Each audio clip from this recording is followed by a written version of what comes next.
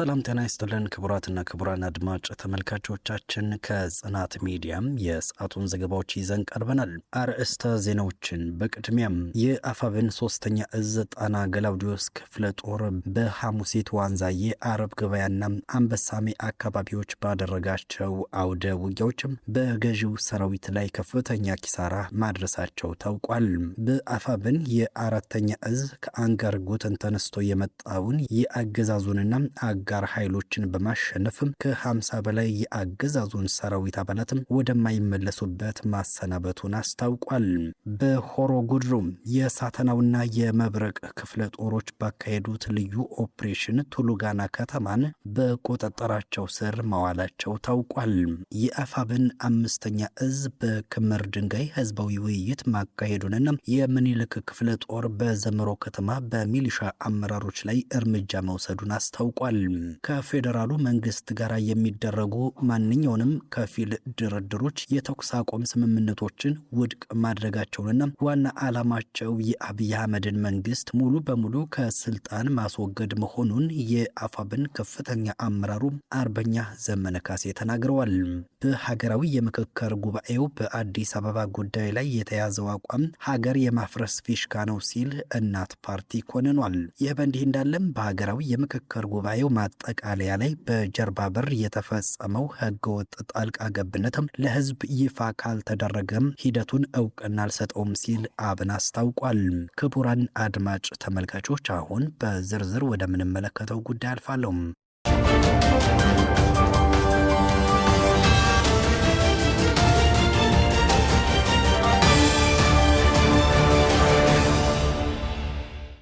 የአፋብን በላይ ዘለቀ 3ኛ እዝ ሜጀር ጀነራል ውባንታ ባታ 1ኛ ኮር ጣና ገላውዲዮስ ክፍለ ጦርም ደማቅ ድል መቀዳጀቱን አስታውቋል። በጀነራል መሐመድ ተሰማ የሚመራው የአገዛዙ ዙፋን አስጠባቂ ሰራዊትም የጣና ገላውዲዮስ አሃድ የሆነችውን ሬጅመንት አንድን ለማፈን ከሐሙሲት ጉዛራ ዋንዛዬ፣ ከአንበሳሜ አርባ ትንሳ ዋንዛዬ፣ ከወረታ በታንኳ አቅጣጫ ለማፈን የመጣው የጠላት ኃይል እቅዱ ሙሉ ለሙሉ ከሸፈበት ሲሆን ሌላኛዋ የጣና ገላውዲዮስ አሃድ የሆነችው ሬጅመንት 2 በፍጥነትም ለሬጅመንት 1 በመድረስ ጠላትን ስቦ በመምታትም በ5 አውደ ውጊያዎች ላይ ማለትም ተኬበር፣ ካንሪ፣ ዲልሞ ኢየሱስ፣ ዲልሞ ማርያም፣ ዋሻ ማርያም የተባሉ ቦታዎች ላይ ከ4 ሰዓት እስከ 7 ሰዓት እልህ አስጨራሽ ውጊያ በማድረግም በጠላት ላይ ከባድ ምት በማሳረፍ ከፍተኛ ኃይሉ ሞትና ቁስለኛ እንዲሆን ማድረጋቸው ታውቋል። በተጨማሪም የጣና ገላውዲዮስ ክፍለ ጦር አሃድ የሆነችው ሬጅመንት 3 የጠላት ኃይል ወደ ማህደረ ማርያም ድጋፍ ለመስጠት በመጓዝ ላይ ያለም ገላውዲዮስ ላይ በደረሰበት ጥቃት ውጊያው አድማሱን አስፍቶ አረብ ገበያ ከተማ ድረስ እልህ አስጨራሽ ትንቅንቅን አድርጓል።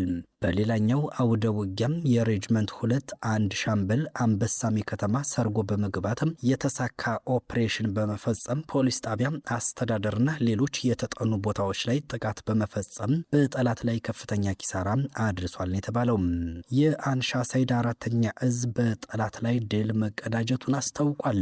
የአገዛዙ ሰራዊትና ገዳ ኮማንዶ ኤርፔሎላ የጃልሞሳ ሸኔ አንሻ ሰይድ 4ኛ እዝ ሲፋለም መዋሉንና በዚህ አውደ ውጊያም ሞገደኛው የአንሻ ሰይድ እዝ ሰራዊት ከፍተኛ ወታደራዊ ብልጫ በመውሰድ የአገዛዙን ሰራዊትም ሲያራግፉት መዋላቸው ታውቋል።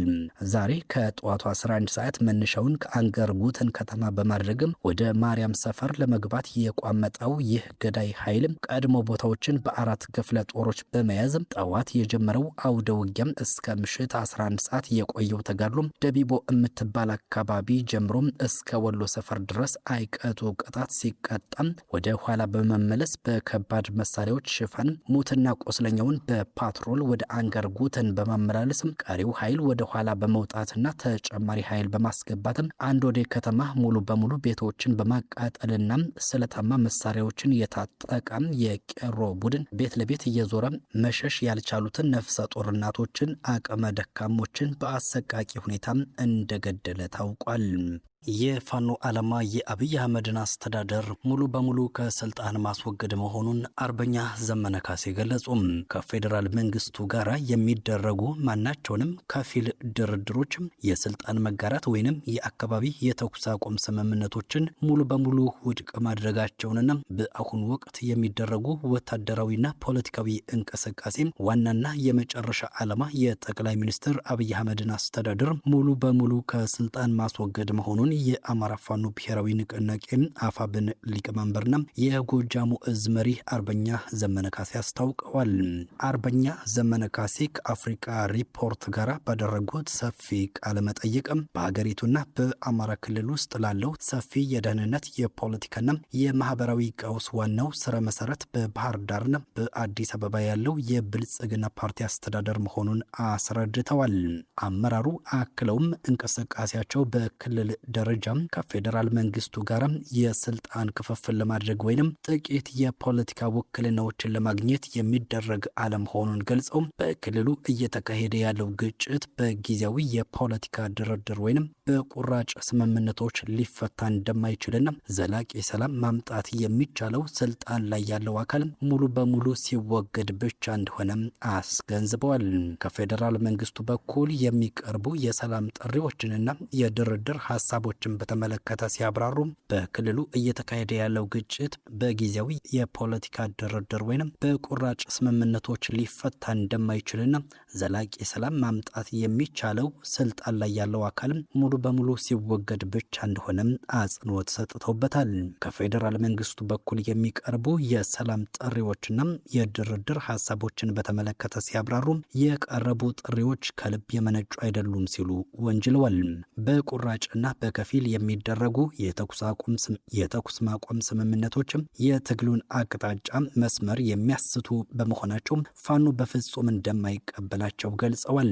በተጨማሪም አርበኛ ዘመነ ካሴ በቃለ መጠይቃቸው ወቅት በተለያዩ የአማራ ክልል አካባቢዎች በጎጃም፣ በጎንደር፣ በወሎና በሸዋም በተበታተነና በተነጣጠለ መንገድ ሲንቀሳቀሱ የነበሩ የፋኖ ኃይሎችን ወደ አንድ ማዕከላዊ እዝ ለማምጣትም ሰፊ ስራ እንደተሰራና በዚህም ስኬት መገኘቱን ገልጸዋል።